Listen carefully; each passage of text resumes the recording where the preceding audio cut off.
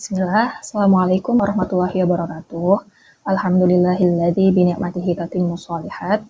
Alhamdulillah, pada kesempatan kali ini kita diberi keridhaan oleh Allah untuk dapat melanjutkan pembelajaran kita di hari Senin ini, yaitu mata kuliah pembelajaran berbasis teknologi informasi, yang insya Allah hari ini kita akan membahas tentang bagaimana merancang instruksi dan menilai pembelajaran.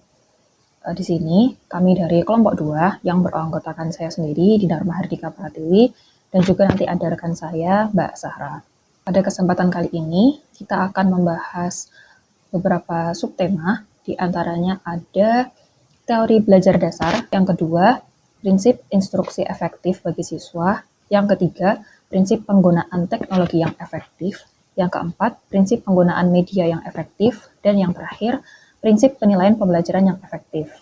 Jadi silakan teman-teman bisa siapkan buku catatannya dan juga mungkin bisa disimak video dari kami agar nanti pada saat sesi diskusi dan tanya jawab dapat berlangsung dengan baik.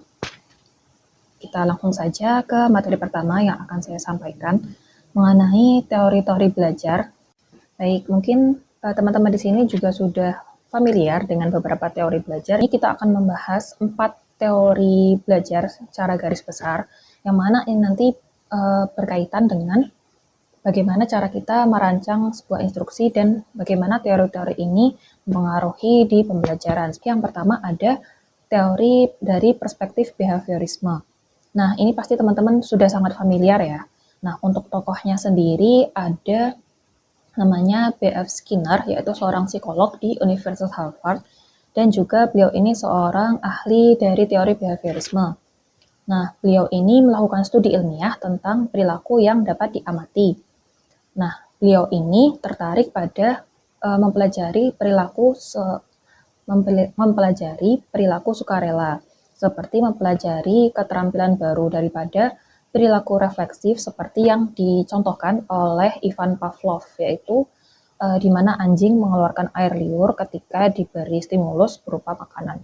Pada eksperimen Skinner ini, beliau menggunakan hewan berupa merpati. Jadi ketika burung merpati ini diberikan penguatannya itu berupa hadiah ya teman-teman.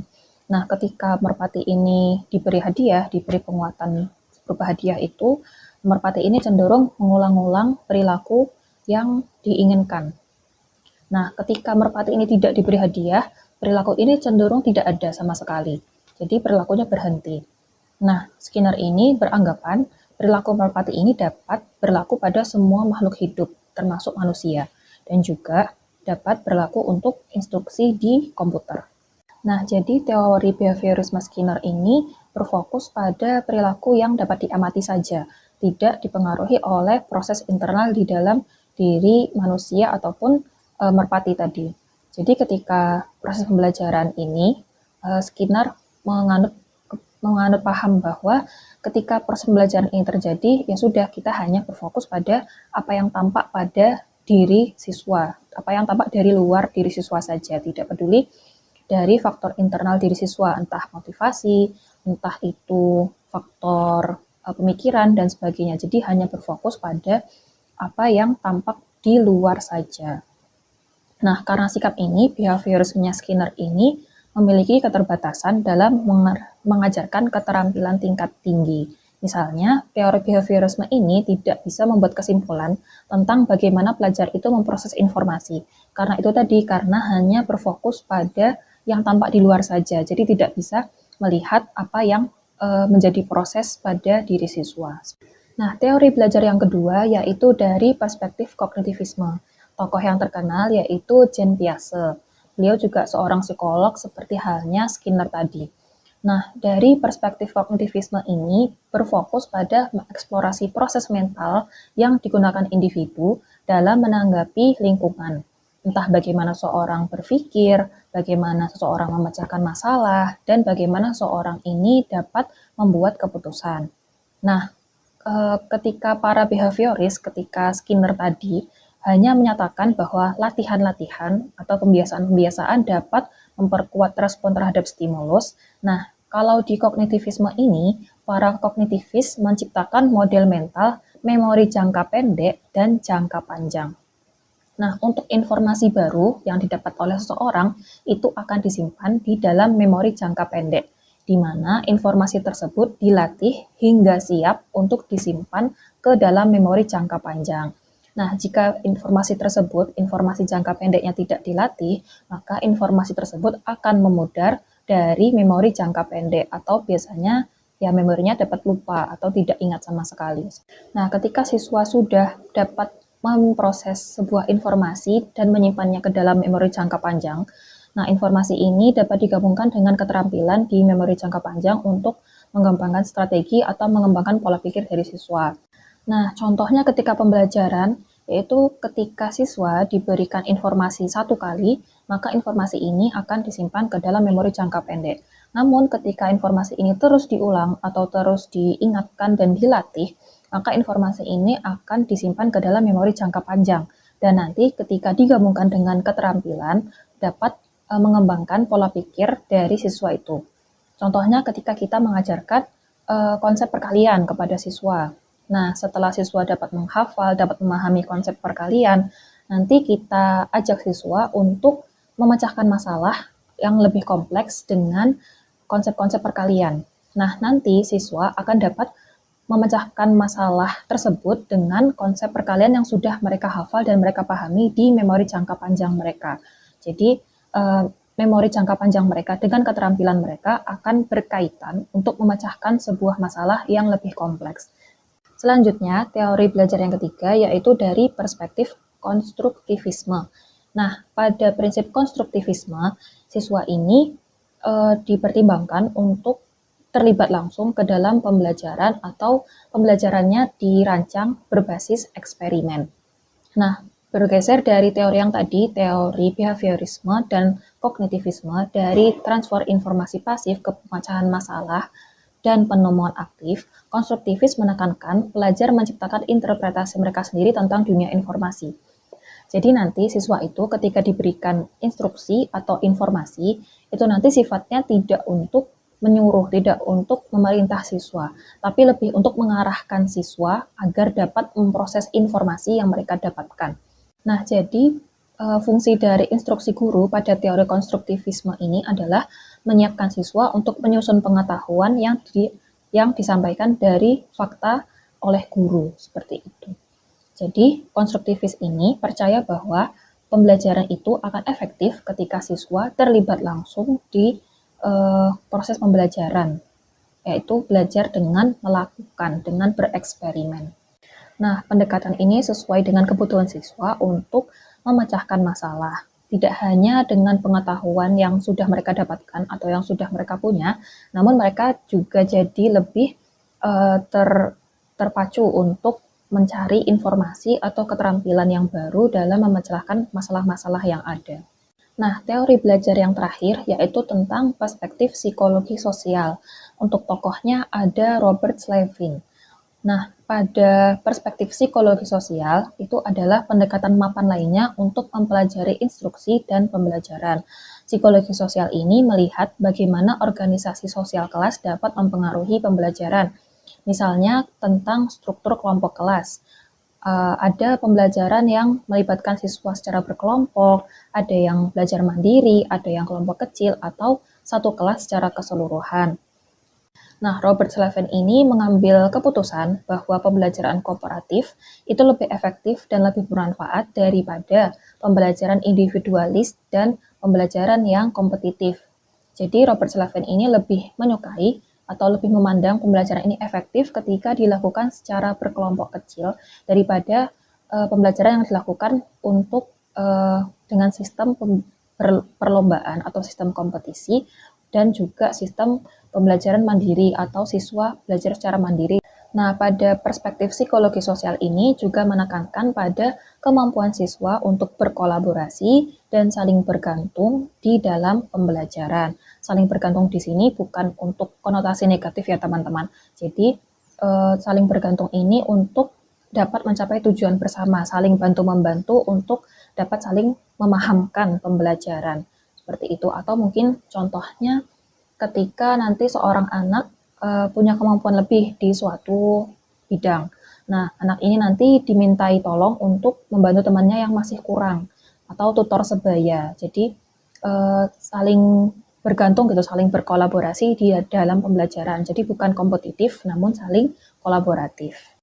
Nah, dari 4 teori belajar tadi, seorang pendidik tidak hanya dapat menerapkan satu teori belajar saja. Jadi tidak hanya saklek dengan satu teori belajar. Oh, aku lebih suka teori behaviorisme, jadi aku di kelas hanya menerapkan teori behaviorisme. Jadi tidak seperti itu teman-teman. Bahkan mungkin saja teorinya dapat kita aplikasikan secara bersamaan atau kita kolaborasikan teori-teori ini. Tidak hanya menggunakan satu teori saja. Juga kita lihat di kondisi para siswa atau kelasnya nanti. Lebih cocok digunakan teori belajar yang mana. Kita lanjutkan di materi kedua atau submateri kedua, yaitu tentang prinsip instruksi efektif bagi siswa.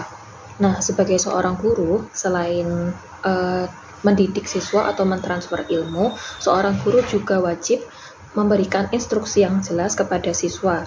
Karena seperti yang kita tahu, khususnya di sekolah dasar, pemahaman siswa terhadap sebuah instruksi atau sebuah perintah itu berbeda-beda. Jadi instruksi seorang guru itu harus jelas, apalagi terkait dengan pembelajaran, supaya kita dapat meminimalisir adanya miskonsepsi atau mispersepsi dari siswa kita. Nah, karena daya tangkap siswa terhadap instruksi dari guru ini berbeda-beda, maka guru juga wajib untuk memberikan treatment yang berbeda-beda kepada tiap siswa. Misalkan ada siswa yang suka membaca, ada siswa yang kurang suka membaca. Nah, untuk siswa yang suka membaca diberikan treatment berupa bacaan yang lebih panjang. Nah, untuk siswa yang tidak suka membaca diberikan treatment dengan bacaan yang lebih pendek dan disertai dengan lembar kerja yang menarik. Nah, hal ini bertujuan untuk mencapai tujuan yang sama. Jadi tujuannya agar mereka sama-sama paham dengan materi, namun hanya treatmentnya saja yang berbeda karena menyesuaikan dari kemampuan siswa itu sendiri. Nah, berikut ini beberapa prinsip-prinsip instruksi yang efektif kepada peserta didik. Yang pertama, menilai pengetahuan sebelumnya. Jadi, guru ini wajib menghimpun informasi yang berkaitan dengan kemampuan dari belajar siswa. Entah itu gaya belajarnya, entah itu kebiasaan belajarnya, entah itu daya tangkapnya, dan sebagainya. Nah, mungkin di awal semester atau di awal tahun ajaran baru, guru ini dapat melakukan asesmen awal supaya mengetahui tingkat pengetahuan dari siswa, supaya nanti dapat diberikan treatment maupun instruksi yang sesuai. Nah, yang kedua adalah guru dapat mempertimbangkan perbedaan individu. Setelah guru menghimpun informasi yang berkaitan dengan tingkat pemahaman siswa tadi, guru dapat mengetahui perbedaan-perbedaan yang ada pada individu siswa. Misalkan, ketika mau mengadakan pembelajaran teknologi pembelajaran komputer, yang mana kita ketahui pembelajaran komputer ini mungkin sedikit banyak menggunakan bahasa Inggris. Nah, mungkin ada siswa yang kemampuan bahasa Inggrisnya masih rendah, berbeda dengan teman-teman yang lain. Nah, untuk siswa yang memiliki kemampuan bahasa Inggris masih rendah, mungkin diberi treatment khusus, entah diberi drilling bahasa Inggris, atau diberikan instruksi dengan bahasa Indonesia terlebih dahulu, atau diberi arahan yang sesuai dengan teman-teman lainnya, namun dengan cara yang lebih sederhana. Prinsip yang ketiga yaitu nyatakan tujuan. Nah, ketika pembelajaran akan dimulai, guru hendaknya memberitahu tujuan dari pembelajaran kepada siswa, agar mungkin seringkali siswa mempertanyakan, untuk apa aku belajar ini, untuk apa saya belajar matematika, dan sebagainya. Nah, ada baiknya guru memang harus menyampaikan tujuan atau manfaat dari pembelajaran mereka di hari itu. Bisa kita kaitkan dengan manfaat di kehidupan sehari-hari. Misal, pembelajaran komputer ini bermanfaat ketika siswa nanti di bangku kuliah atau ketika siswa nanti bermasyarakat, seperti itu. Jadi lebih mengaitkan tujuannya dengan hal-hal yang dapat siswa terima di kehidupan sehari-hari supaya mereka jauh lebih relevan. Prinsip yang keempat yaitu mengembangkan keterampilan metakognitif. Nah, keterampilan metakognitif ini adalah keterampilan yang berkaitan dengan bagaimana seseorang dapat memecahkan masalah dan membuat keputusan. Nah, selain guru ini memberikan instruksi ataupun memberikan informasi kepada siswa, guru juga harus mengembangkan siswa agar dapat memecahkan masalah yang diberikan, entah itu dalam pembelajaran maupun permasalahan di kehidupan siswa sehari-hari.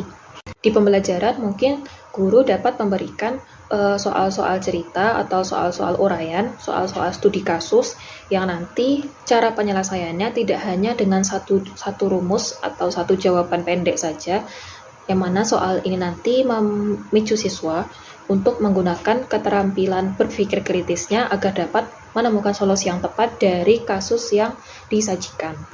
Prinsip yang kelima yaitu menyediakan interaksi sosial.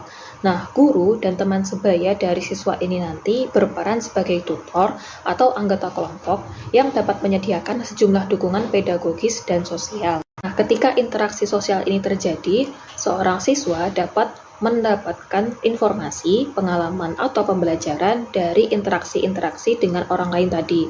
Mungkin dari cerita-cerita dengan guru, atau bantuan-bantuan dari teman, ini nanti dapat meningkatkan informasi yang didapatkan oleh siswa. Prinsip yang keenam, yaitu menggabungkan konteks yang realistis.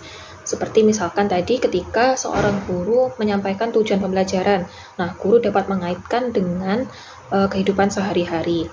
Nah, tidak hanya saat menyampaikan tujuan pembelajaran saja, namun juga dapat ketika menyampaikan instruksi atau menyampaikan materi pembelajaran. Nah, siswa ini nanti kemungkinan besar akan jauh lebih mengingat sebuah informasi atau dapat menerapkan informasi ini tadi ketika pengetahuannya dikaitkan dalam konteks dunia nyata. Jadi mereka dapat lebih memproses informasi ini dengan baik gitu, karena sudah disambungkan atau kaitkan dengan pengalaman mereka sehari-hari. Jadi mereka tidak hanya memiliki bayangan yang abstrak saja. Yang ketujuh yaitu melibatkan siswa pada praktik yang relevan. Nah, menurut dari Morrison dan Lowther pada tahun 2010, pengalaman belajar yang efektif adalah pengalaman yang mengharuskan peserta didik untuk mempraktikkan keterampilan yang membangun hasil yang diinginkan. Nah, contohnya ketika mungkin pembelajaran proyek, mereka di awal diberikan sebuah konsep atau materi, atau bagaimana cara membuat sesuatu. Nah, setelah itu mereka mempelajari bagaimana cara membuatnya secara langsung. Nah, hal ini akan membuat mereka jauh lebih bisa mengingat informasi di awal tadi. Misalkan, mereka diminta untuk membuat batik ekoprint. Nah, di awal kan pasti guru memberikan instruksi bagaimana cara membuatnya atau bahan-bahan yang diperlukan. Nah, setelah itu siswa diminta untuk membuat. Nah, otomatis mereka akan mengingat kembali informasi-informasi yang telah didapatkan dari guru sebelum mereka praktek sendiri tentang bahannya, tentang cara membuatnya. Nah, ini nanti akan lebih mudah diingat. Begitu pula ketika pembelajaran di kelas. Mungkin ketika guru menyampaikan materi bisa dikaitkan dengan dikaitkan dengan konteks yang nyata. Setelah itu siswa diminta praktek atau sesederhana diminta maju ke depan kelas untuk mengerjakan soal.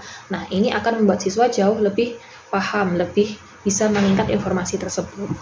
Prinsip yang terakhir atau yang ke-8 yaitu berikan umpan balik yang sering, tepat waktu, dan konstruktif.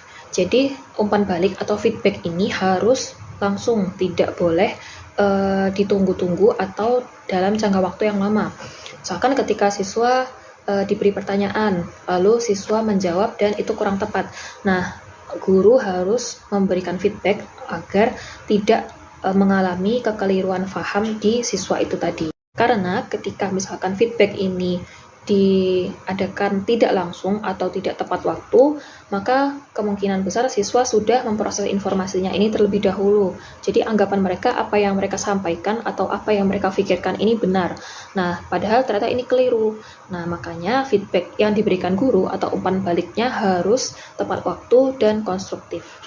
Nah, sebelum kita lanjut ke submateri selanjutnya, lebih dulu kita wajib tahu apa itu perbedaan dari informasi dan instruksi. Nah, mungkin secara eksplisit teman-teman sudah tahu ya bedanya dari informasi dan instruksi. Nah, detailnya adalah ketika dalam pembelajaran ya, informasi ini sebuah pengetahuan, fakta, berita, komentar, ataupun konten.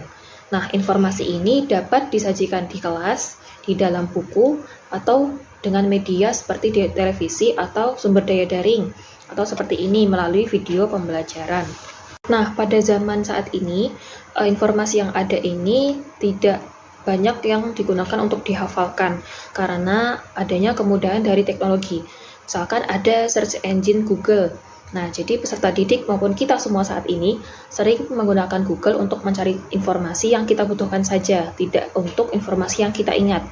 Misalkan siswa ingin mencari informasi tentang komputer. Jadi siswa cukup mengetikkan di Google Komputer dan akan keluar informasi yang mereka inginkan. Jadi hanya sebatas informasi untuk mereka cari saja, namun tidak untuk dihafalkan. Selanjutnya adalah instruksi. Nah, instruksi ini mengacu pada setiap upaya yang disengaja untuk merangsang pembelajaran melalui pengaturan pengalaman yang disengaja untuk membantu peserta didik mencapai perubahan kemampuan yang diinginkan. Nah, instruksi dimaksudkan untuk mengarah pada pembelajaran. Jadi, instruksi ini melibatkan aktif informasi-informasi yang sudah mereka dapatkan tadi, lalu mempertanyakannya dan mendiskusikannya. Jadi, instruksi dan informasi ini saling berkaitan. Instruksi ini digunakan untuk mengolah atau mendiskusikan informasi-informasi yang telah didapat oleh peserta didik dari guru maupun dari berbagai sumber media ajar lainnya. Saat ini, tugas guru bukan hanya mengajar menggunakan teknologi, tetapi mengajarkan siswa bagaimana menggunakan teknologi dalam pembelajaran. Berdasarkan hal tersebut, International Society for Technology in Education menetapkan standar teknologi pendidikan nasional. 1. Siswa kreatif dan inovatif dalam menggunakan teknologi. Hal yang diharapkan dari standar ini adalah siswa mampu menghasilkan ide, produk, dan proses baru. 2. Siswa berkomunikasi dan menggunakan teknologi secara kolaboratif dan efektif, yaitu siswa mampu berkolaborasi dengan orang lain, baik secara lokal maupun global, untuk mendukung pembelajaran individu dan berkontribusi pada pembelajaran orang lain. 3. Siswa menggunakan teknologi untuk mengumpulkan informasi, mengevaluasi, dan menggunakan informasi secara efektif. 4. Siswa menggunakan teknologi untuk berpikir kritis, memecahkan masalah, dan membuat keputusan yang tepat. 5. Siswa menunjukkan kewarganegaraan global yang baik, yaitu memahami isu etika, budaya, dan sosial yang terjadi di masyarakat, dan berperilaku tetap pada ketentuan norma yang berlaku. 6. Siswa menggunakan teknologi dengan terampil, yaitu memahami konsep, sistem, dan operasi teknologi. Manfaat penggunaan teknologi antara lain: 1. Meningkatkan motivasi belajar dengan penggunaan berbagai media. 2. Meningkatkan efektivitas pembelajaran dengan memfasilitasi penggunaan metode pembelajaran yang interaktif dan adaptif. 3. Meningkatkan akses pembelajaran ke berbagai sumber kapan dan di mana saja. 4. Meningkatkan penggunaan data dalam pembelajaran karena dapat memantau perkembangan siswa secara efektif dan mengevaluasi kebutuhan belajar individu setiap siswa. 5. Meningkatkan keterampilan digital seperti literasi media, pengelolaan informasi, dan kolaborasi secara daring yang membantu siswa menghadapi tantangan di masa depan. 6. Meningkatkan efisiensi dan efektivitas lembaga pendidikan karena dalam proses administrasi telah membantu meningkatkan produktivitas dan mengurangi biaya operasional. Kekurangan penggunaan teknologi antara lain: 1. Ketergantungan teknologi, di mana siswa tidak mampu mengembangkan keterampilan secara mandiri. 2. Gangguan konsentrasi oleh pesan, notifikasi, dan iklan.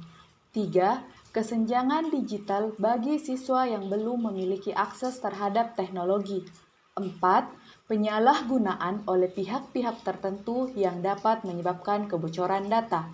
5. Gangguan kesehatan seperti radiasi, perubahan postur tubuh, dan gangguan psikologi. Prinsip penggunaan media pembelajaran antara lain: 1. Menggunakan media sesuai kebutuhan pembelajaran, karena tidak ada satu media pun yang efektif untuk semua situasi pembelajaran. 2. Menggunakan media sesuai tujuan khusus pembelajaran. Misalnya, untuk meningkatkan keterampilan berbicara, maka memberikan video pembelajaran akan lebih efektif jika dibandingkan dengan teks tertulis. 3. Kesesuaian antara isi media dengan tujuan pembelajaran. 4. Kesesuaian media dan cara pembelajaran yang dipilih. Penilaian bergantung pada tujuan pembelajaran yang telah ditetapkan. Misalnya, untuk menilai proses dan produk. Untuk menilai proses dan produk, maka diperlukan penilaian untuk mengukur keterampilan dan pemahaman siswa terhadap konten pembelajaran. Penilaian autentik mengharuskan siswa untuk menggunakan proses yang sesuai dengan konten dan keterampilan yang dipelajari dan bagaimana mereka digunakan di dunia nyata. Penilaian autentik dapat diterapkan pada sebagian besar jenis kinerja atau produk yang dikembangkan siswa untuk menunjukkan pengetahuan atau pemahaman mereka terhadap konten. Skala penilaian yang paling umum digunakan untuk penilaian autentik meliputi daftar periksa kerja, skala sikap, daftar periksa penilaian produk, dan rubrik. Portofolio elektronik menyimpan semua pekerjaan siswa sebagai berkas digital. Misalnya, semua produk yang dihasilkan komputer seperti lembar kerja, laporan yang diproses dengan kata, atau kuis yang dilaksanakan melalui web dapat langsung ditambahkan ke portofolio. Portofolio tradisional merupakan koleksi fisik dari pekerjaan siswa. Portofolio tradisional terdiri dari dokumen kertas, foto, rekaman video dan audio, atau mungkin model 3 dimensi. Tes tradisional cenderung digunakan untuk mengukur pembelajaran tingkat rendah, yang terkadang penting untuk memastikan siswa memenuhi standar pembelajaran negara bagian dan lokal. Guru dapat merancang tes tradisional dengan menggunakan tujuan pembelajaran sebagai panduannya. Banyak materi pembelajaran seperti seri buku teks menyertakan teks sebagai bagian dari sumber daya guru. Tes tradisional dapat berfungsi sebagai cara untuk mengidentifikasi tingkat pengetahuan siswa tentang suatu topik sebelum merancang pembelajaran, sehingga tidak akan mengulang konten yang telah dikuasai oleh siswa.